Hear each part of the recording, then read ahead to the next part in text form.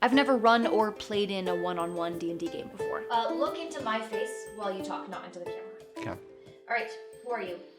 I'm Josh. Look into my face, not into the camera. My biggest concern is definitely that I will accidentally kill him.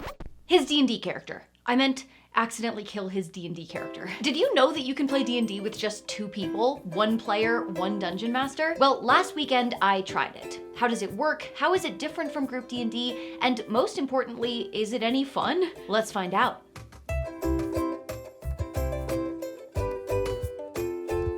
When I started researching duet-style D&D, one of the first things I figured out is it's just D&D.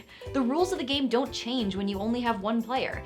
Think about it. Combat is already balanced around the number of players in your party, and social encounters, puzzles, and exploration work pretty much the same for 1 player as they do for a group. So I prepped for it pretty much the same way I'd prep for any one-shot. I'm going to be running a game that was written to be a duet D&D game. It's called In the Heart of the Forest, written by Beth. Plus, I love a spooky forest game. So I have recently just accepted the fact that I am a paper person for DMing. I've tried a bunch of digital tools and I just don't love them. I feel most comfortable when I have paper and a pencil in front of me. That's pretty much it for my prep, so we're all ready to go tomorrow. I will be playing Scandium Granite Head, the Dwarf Bard. You know, I texted my dad to see if he would be okay with you playing his character's son, and I have to show you what he sent me. I'm Goshenite Granite Head, and no son of mine is just gonna spend his time singing. Alright, Scandium. You recently had After running my first duet session, there are 3 main things that I think people should know before they try it themselves. First, even though your player is doing it alone, they can't do it alone. The entire system of classes in D&D is a system of specialization. Every adventurer has specific things that they're good at and stuff they're bad at. The game is literally built that way. Usually your party balances this out. When somebody needs to be persuaded or deceived, the bard or the warlock steps up. When a door needs to be kicked down, it's the barbarian's time to shine. But in a duet game, there is no party. Your player character will have weak areas. They'll need to kick down their own doors and do their own persuading, and chances are they won't be good at both of them. Plus, even if your player is able to build the ultimate jack of all trades, a character that can handle any situation, there's still the matter of action economy. Okay, so you take a whole 3 fucking damage. I found it difficult to use my actions as efficiently as I hoped. Action economy refers to the number of actions that a creature can take in a single round. The more you can do, the higher your action economy. So in an encounter where there are 6 player characters and 3 monsters, the players have the benefit of the action economy. That means that in a duet D&D game, anytime there's more than 1 monster, your player is at a disadvantage, which can really limit your ability to vary your encounters. Enter the sidekick. This adventure actually includes 2 different sidekicks that can join up with you during the adventure. You are awakened by Cyrus shaking your shoulder as you sleep. Woodwood, what happened? Where'd she go?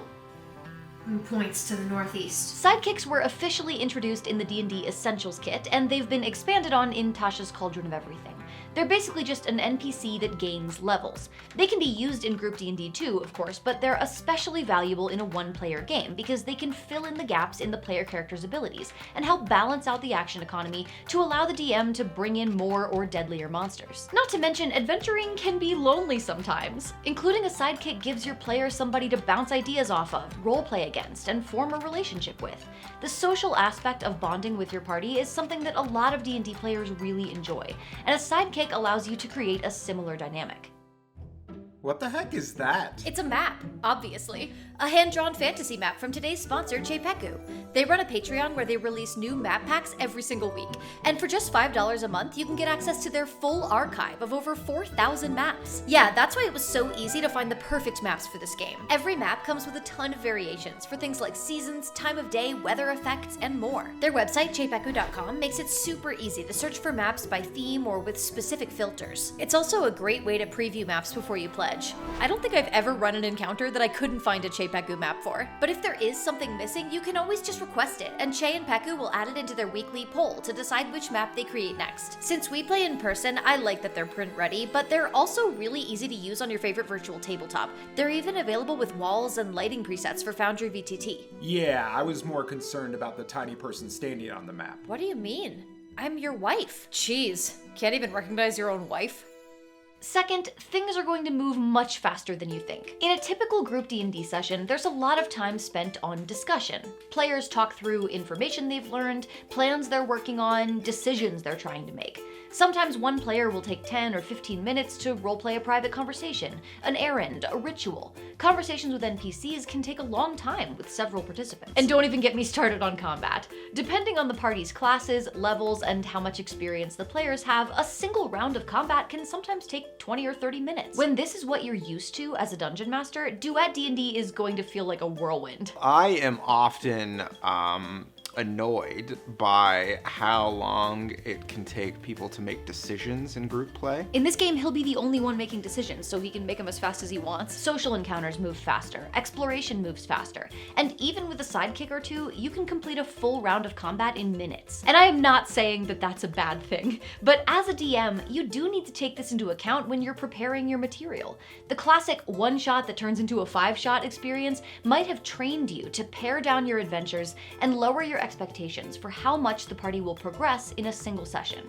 Well, it's time to unlearn that lesson. You will go through material way faster in a duet game than in a group game. Prepare enough to occupy a party of 6 for 2 or 3 sessions if you want to be able to occupy a party of 1 for 2 or 3 hours, which is actually the perfect segue to the third thing DMs should know before running a duet game. It's a lot of pressure. When there are no other players in your game, there is no one for your player to interact with but you. That means no downtime. Those moments when the party is role-playing amongst themselves and you get a chance to sit back and take a breather, you're not getting any of those. Every single roleplay moment is with you. Every question needs to be answered by you. You have to be on the entire time. That was definitely a much more demanding DM experience than group D&D. There was really just no time to pause and look at my notes or reevaluate something or think about how I was gonna handle something. I didn't realize until this game just how much I rely on those short moments of downtime to review my notes, collect my thoughts, and work out how I'm gonna respond to my players. I found it much, much harder to improvise when I didn't have those handful of minutes to think. I suspect that if I run more duet games, I'm gonna need to incorporate more frequent short breaks, like taking a quick 5 for every half hour of play. There were several moments when I just came to a complete standstill in the middle of the game because I had to wait for my brain to catch up. Hang on.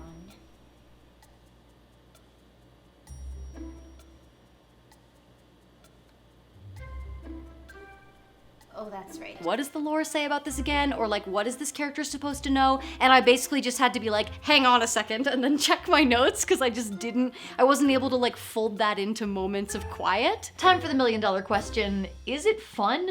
I mean, yeah. Honestly, to me, it felt remarkably similar to group D&D. I've actually played D&D solo too, and while it does have its own appeal, it still doesn't really feel like D&D, but this totally did. Close friends, couples, even people who play in a group D&D game together and maybe want to do some spin-off stuff, you know? I think I could see a world in which we play D&D, duet D&D together on date night or something. All the things that's fun about D&D, but it's more intimate as well. I think if you have fun playing group D&D, you would probably have fun playing duet D&D, as long as you're playing with the right person.